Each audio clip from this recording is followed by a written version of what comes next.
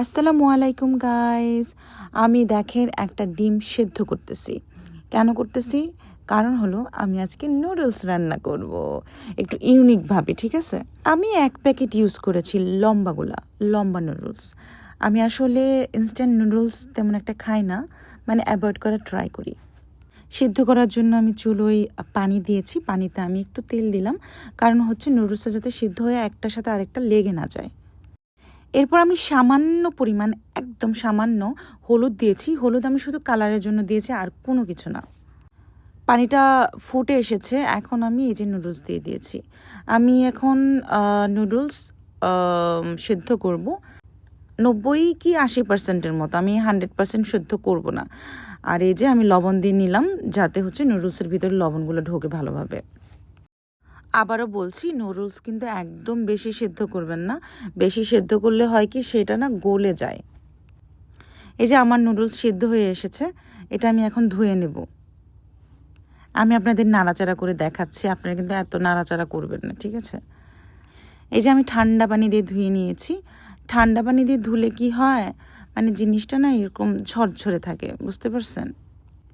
পানি শুধু উপর দিয়ে ছিটালেই হবে না, এপাশ ওপাশ করবেন। এই যে আমি আসলে ভিতরে কালার আসতেছিল না, তো বাইরে নিয়ে কালার দেখালাম। হলুদ দিয়াতে না এইরকম কালার হয়েছে একদম। এখন আমি মশলাটা বানিয়ে নেব। এই যে ডিম সিদ্ধ শুরুতে দেখছিলেন, সেটা আমি দিয়ে দিলাম এখানে। এখানে 3-4টা শুকনো মরিচের মতো দিয়েছি, কমই ঝাল দিয়েছি যেহেতু ওয়াজিয়া খাবে।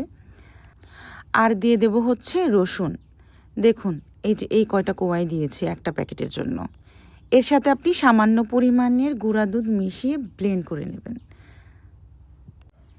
এই যে দেখেন, ব্লেন্ড করার পরে জিনিসটা এরকম দেখাচ্ছে, মায়োনেজের মতো। মায়োনেজে বলতে গেলে ডিমের মায়োনেজ। তো যাই হোক, এখন কড়াইয়ের মধ্যে আমি তেল গরম করে নেব। এর মধ্যে আমি দানা জিরা দিয়ে দিয়েছি। দেন আমি এখন পেঁয়াজ ঢেলে দেব। এগুলো আমি কেটে রেখেছিলাম আগেই। এখন আমি পেঁয়াজটাকে তেলের সাথে একটু ভাজা ভাজা করে নেব। ওই রকমভাবে লাল করব না, সামান্য পরিমাণ ভাজা ভাজা, যাতে পেঁয়াজের কাঁচা যে গন্ধটা, ওই গন্ধটা যাতে চলে যায়। এই যে ভালো করে আমি নাড়াচাড়া করতেছি। আজকেও ভাবি আমাকে সাহায্য করেছে এই নাড়াচাড়ার মধ্যে।